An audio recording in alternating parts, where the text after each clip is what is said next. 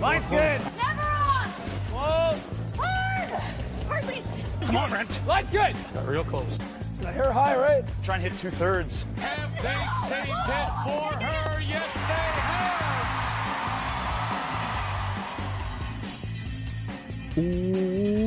Welcome to Game of Stones, everybody. I am Sean Graham. Scott is alongside. As always, hello, Scott. Sean, happy Valentine's Day, bud. Yeah, it was, I'm in love with curling. Yeah, me too. I had curling, I had pizza, and I had beer. What better night could you ask for? A real triple threat there, buddy. Mm-hmm. Yeah. First night of the Scotties Tournament of Hearts, although some debate as to whether or not this counts as the Scotties Tournament of Hearts. According to Curling Canada, it does not. These are not official games in the record books. Curling Canada was very clear that the Scotties starts tomorrow, that this is the play-in game. Yes, I think even Vic and Russ were a little confused. Yes, they were confused on multiple occasions, which we will touch on. Yeah, I think just because Cheryl wasn't there, so... Yeah, I think Scott. I'll just say it. I had one of my notes: the most valuable player of tonight's game, Cheryl Bernard. Once again, like at the Canada Cup, her absence demonstrates her value. Yeah.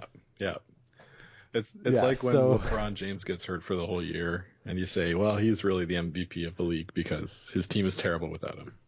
Yeah, you just take for granted how good she is. She doesn't always say that much, but she's a great presence in that booth. And of course, the game tonight between Tracy, Fleury, Jennifer Jones out there in Moose Jaw to represent all the wild cards across the country. All Manitoba matchup. We knew this going into that Manitoba provincial. Unless there was an upset of one of the big three, it would be an all Manitoba matchup. Of course, Carrie Anderson wins, and we get Jennifer Jones against Tracy Fleury. Scott, I don't know what your takeaway from this game was, but for me, it was, for the second straight year at the Scotties play-in game, a really kind of sloppy game and some missed shots that you don't expect from players of this caliber. And while it was close, of course, Jennifer Jones pulls out the win 8-7. Not the cleanest, crispest game that I've ever seen. No, not at all. And it started early, right? Jennifer Jones was dumping her out turn out, like she was just setting it out, and she couldn't even seem to figure it out. She said, "Oh, that wasn't as heavy as that one." Well, sometimes it doesn't matter when you're giving it the old jerk at the end there. Flashes a hit. Flashes. Like blank. That's crazy. Flashing a blank is insane. She had a couple more that were sort of half shots. Got away with a couple. I didn't think either. She kind of got away with it. In the fourth end, she misses two more out turn hits. First one, she sort of ticks behind the guard. The next one, she rolls out. She gives up the two. I guess you could say she gets away with it and that she wins the game, but at that point of the game, she doesn't. It didn't look good, no. And then, I guess we'll get into all of it, but the fifth end, I think, was a real turning point in the sense that Team Fleury, they had an idea of what they wanted to do. Jones gave her an out. There was a hit and roll, or there was a draw. And it seemed like Tracy wanted to play the draw. Then Selena said, "Hey, what about the hit?" And they called a timeout. And Jill Officer came down. Yes. And Jill Officer said, "Oh, you like the hit?" Because Jill Officer is a great hitter. Yeah. And what was problematic to me about this is that Tracy called the shot. She called the sort of draw tap. So basically the situation, Jones is sitting to one top button, one sort of T line as you're looking down on the sheet, left side of the 4-foot, and Tracy Fleury has one to the left of that. So Tracy Fleury is third and fourth shot at the top of the 4-foot. And Tracy Fleury calls the sort of draw tap type shot to maybe get shot. At worst, you are sitting second shot, and Jennifer Jones, if she has a draw on the other side, it's extremely difficult to score too. Exactly. So Tracy Fleury calls the shot and is in the hack, and Selena Enigovan yells down and says, "You sure you don't like this?" And that's when they call the timeout. Tracy Fleury comes down. As you say, Jill Officer comes out. It really felt to me like Tracy Fleury was talked into that shot. Mm-hmm. Russ said that, she seemed like she liked it initially before they decided on that. But that's one of those cases where, for me at least, it's always yield to the thrower. And once the thrower has made the decision of this is what we're going to do, I'm not a huge fan of having them change that. Even though she has the chance to reset and they do the timeout, I didn't like the process of that. Mm-hmm. And it seemed like the harder shot, to be honest. How straight that ice was there in Moose Jaw tonight on those hits seemed like a much more difficult shot. So it's easy to say in retrospect, not a great decision. I, in the moment, wasn't crazy about it. No, me neither. And it's for the reasons that you said. And sort of Tracy Fleury playing to her strengths is to play the draw tap kind of shot, right? It would be one thing if, she was a all-time hitter and decided to play this, and you're like, if Kevin Cooey is throwing the shot, I can understand the hit more. Yeah, if Jennifer Jones is throwing the shot, I understand it more. Yeah. Despite her difficulties tonight. Yeah, and you're right. Just the way that she seemed reluctant. The fifth end break, you want to go in there with a little bit of momentum. Giving up a 3 was not great. And really that was the only way they could give up 3. If she over curls and rolls off, maybe. But not a good process there, like you said. And that really turned the momentum in the favor of Jones.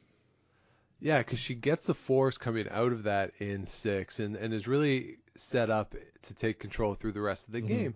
Now, you still saw that Jennifer Jones was shaky. In the 7th end, she was heavy with her first out-turn hit, perhaps unsurprisingly, really panicky in the call on the second one. She makes it for a blank there in 7 and is able to get her deuce in 8. But then in the 9th end, Scott, Jennifer Jones is up 7-4, playing the 9th end. Tracy Fleury has the hammer.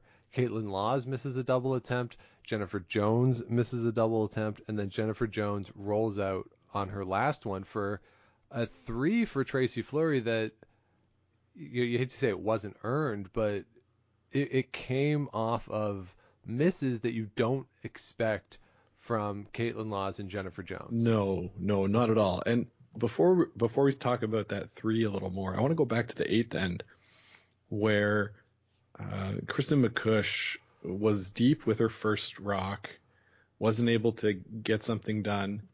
They sort of tried to set up another guard, but by then there was one center guard and Jones peels and there's some stuff in the house. Tracy Fleury says, "Why don't we play like a freeze or a tap or something?"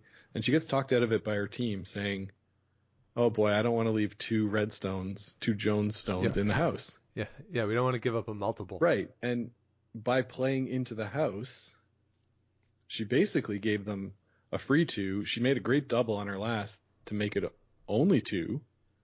Yep. Right? Like, I think they were playing with fire there in the sense that the force was the best outcome, right? Yep. And you're not going to get a force by playing all in the house with a team as good as Jones. Now, that said, you don't expect to get a 3 in the 9th, by playing in the house against a team as good as Jones. Some bad luck on those shots in 9, where Jocelyn Peterman almost makes like a perfect double peel, and Jones misses the line call, and it redirects onto a stone in the back and doesn't get quite out. I mean, I think that's a little unfair to say she misses the line call. That was like the third stone that had made contact with. But like she did. She missed the line call, and I don't think I think that's a little unfair to say that. I think that was an unlucky break. Peterman was yelling before Jones was, so I mean, yeah, I would say sure she missed the line call. They knew she had to hit the second one pretty thick and not thin. So anyway, that's your thought. My thought is she missed the line call. It almost got out. Like, it still almost got out of the house. It almost, but it didn't. She made contact with 3 stones, and it missed getting out by 6 inches. Like, come on. Well, anyway, and then like you say, Caitlin Laws jams a double attempt, pretty unlucky, and Yep. then Jones, she's throwing the intern hit there, sort of gets it going. Maybe in response to dumping the outturn, she got some of her interns she got going tonight, and went over the top of another double, hit it too thick. Yeah. So, but at the same time, Team Fleury managed to put the rocks in pretty good positions, especially Tracy's first at the back of the 4 foot, back of the 8 foot, to make them all even. That's really hard to do. It's really hard to draw to the back 4 because as a thrower, you're trained, okay, throw it top 8 and the sweepers can get it wherever, or throw it top 12 and the sweepers will take it. So it was well earned, but also a little bit fluky. Yeah, I agree. Yeah, you get those breaks, but again, you got to take advantage of them, and she does it. And those 3 rocks were in a perfect line, and she gets the 3. So we're tied up coming home, and I think both teams, for as sloppy as the game was at times, I think both teams played the 10th end perfectly. Yeah. Right. Dawn McEwen makes the tick on her first one, doesn't get it quite on the second one, but she is able to get the stone off the center line, and then the Peel game starts, and Tracy Fleury puts her rocks at the end pretty much as good as you could do in the circumstances. Jennifer Jones, I wrote, the note I took was she's stone cold at the end of the game, and she puts her to the first draw right where she wants it, shot stone in the back of the 8 foot off to the side. Tracy Fleury has to hit it. Jennifer Jones comes down, puts it in the 4 foot along pretty much the same path. And, going through that slide path at the end of the game, they thought it was heavy. They called that it was heavy, but they also knew that going through that path, it would slow down. And no sweeping necessary. And Jennifer Jones is team wildcard. Yeah. It's you're right. That was a really well played 10th end. I tweeted before it started that, boy, I bet Fleury would like Jones to be hitting against 2. Two rocks in the house, make Jones hit against the game. And they just, where Jennifer placed her first stone, they just weren't able to make that happen. And so that's a testament to a good first shot for Team Jones. And, she made it when it counted. That extra time she took, she got up, reset. I was like, oh boy, what's going on here? But we've seen her do it before. She knows that when she needs to get in to a certain mindset, she can do it, and did it perfectly there tonight. Yeah, she's not going to be rattled by the wild card game of the Scotties, right? I mean, they were. She's been in bigger spots. Yes, but they were pretty excited to make it into the full field. You could tell. I mean, a little bit. Like, they were excited, but it wasn't. She didn't do like the arm pump, like fist pump celebration or anything. Yeah, she did. Dawn did she? Yeah. I turned it off as soon as the rock stopped. But Dawn was just like, yep, and went and shook hands. It was great. By the way, I was wondering in watching this game, has Dawn McEwen just not worn a microphone for the past 20 years? Because I heard more of her tonight than I think I've ever heard from Dawn McEwen. Hey, you might be right. Well, and I was there for it. I really enjoyed it. Yeah, we'll have to dig into the TSN archives and find out. Yeah, so overall, I think this was a better game than last year. It's certainly in terms of the shooting percentages all around.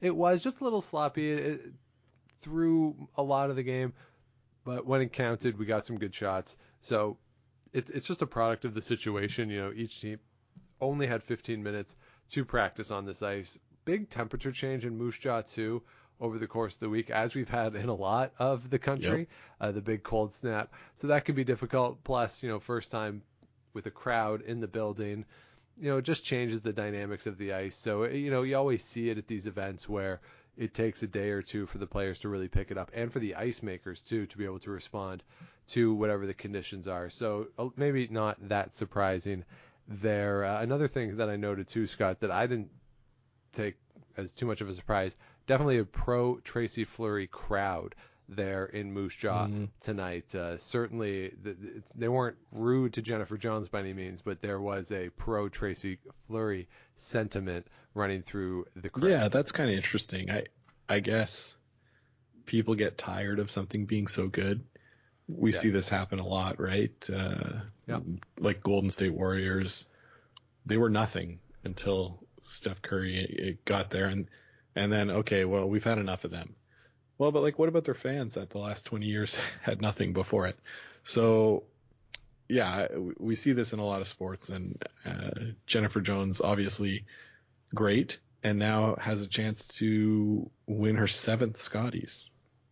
Yeah, and tough matchup tomorrow night. Her first game in the round robin will be against Rachel Homan tomorrow night. Russ and Vic did note that once they've eventually figured out that was the game, that will be the feature game tomorrow night on TSN. And no surprise that tomorrow afternoon, first game of the round robin, Chelsea Carey, Team Canada, as is the tradition, get the honor of the first TV game, taking on Northern Ontario and Krista McCarthy. Yeah, excited to watch that. We talked a bit about it on our preview, but usually the home team will face Team Canada, if at all possible. So we were a little surprised that it wasn't Robin Silvernagle, but they will play later on in the week. Yes, and certainly if you go to the Scotties website, they're really pushing that in terms of they're like, if you want to buy tickets, buy Saskatchewan against Canada. They're really pushing that game. So that'll be a lot of fun. Sure, I'm sure that'll be the TV game too that day, unless something crazy happens. In the draw. Yeah. Well, so great first game before the Scotties, not of the Scotties. Yep. But you got to get to bed because you've got a game early in the morning. Yeah, playing early in a spiel here in Ottawa. So we will wrap it up. I will just say one more note that I took, Scott. There was a couple sitting behind in the odd number ends behind the throwers. Yes. I don't know if you noticed this, but there was one point in the game where they're holding hands and the camera's on whoever's throwing for a while. They look up, see themselves on the screen, immediately let go of each other's hands. Uh-oh. Like, I don't know. My mind was going crazy with the possibilities of what was happening with these two people. But, happy Valentine's Day, everybody. Yeah, there you go. Valentine's Day for everyone. Yeah, so that's it. Our field of 16 is set. If you missed our preview of all the teams who headed out to Moose Jaw, certainly check that out in the feed. We know there's been some problems with Apple Podcast with the update and getting everything going. So hopefully that's been resolved for you. If not, I guess you're maybe not listening to us, but if you found us other ways, thank you very much. Well, and hopefully the Apple Podcast situation will be resolved with that update. I'll offer a quick solution. If you have iOS 13.3.1, which is the latest update, go to your podcast app, find us, delete the feed of Just Game of Stones, and then resubscribe, and the episodes should be there. I was able to do that tonight with my feed because I support the podcast by downloading it. And there you go. And I'm an Android guy, so I can't do it. That's right. And the Android one never stopped working, so there you go. Hey, oh boy. Last thing quick before we go, Sean, do you want to talk about Scotties Tournament of Hearts fantasy event? Yeah, so if you have not yet, as normal with the Grand Slams this year, head over to Curling Zone, and we are doing the fantasy curling again, a little different this time. Only going to pick 4 teams total instead of the 3 men's, 3 women's, 4 teams total. So you're picking basically what your playoff picks are. And the great Twine Time has come up with a wonderful initiative for the Scotties. Going to do a little fundraising for a children's charity that he's involved with. Mm-hmm. Yeah, it's going to be for the Kids for Calgary. Sorry, I'm trying to find it now. It's KUF, Kids Up Front Calgary. So when you register your team name, add the letters KUF to the end. Select your 4 teams. Send JCR at TwineTime14 $20 in DM, and 50% will go to Kids Up Front, 50% will go to the top 3 finishers. Yeah. So great initiative. Yeah. I'm signing up. And now that this game is done, right? It's not closed yet, so it'll close Saturday morning, and which allows you, if you wanted to see who won the wild card game, if that would affect your pick. So you can pick it tomorrow morning, Saturday morning. I think almost up until game time. So get in there, participate. It's a lot of fun, fantasy curling, and help out a great cause. Yeah, absolutely. I'm doing my team right now. So there you go, and I will put in mine as well, and keep track with that. I'm just going to put in this 4 teams I picked on the podcast. I'm going with. Can you do that? There might not be enough money. Any accountant can fudge the numbers, so I'm sure we'll figure that one out.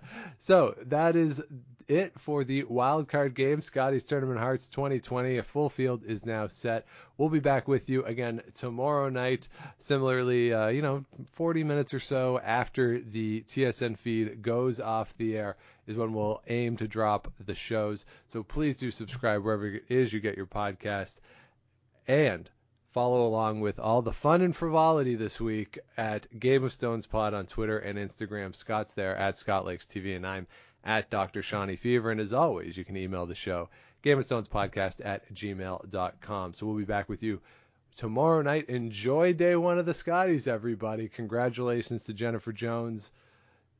Thanks to Tracy Fleury for a great game. We'll see her at a bunch more Scotties in the future. But for this year, it'll be Jennifer Jones. And so we'll be back with you again tomorrow night. But until then, keep your brooms on the ice and don't dump that intern. Make the final.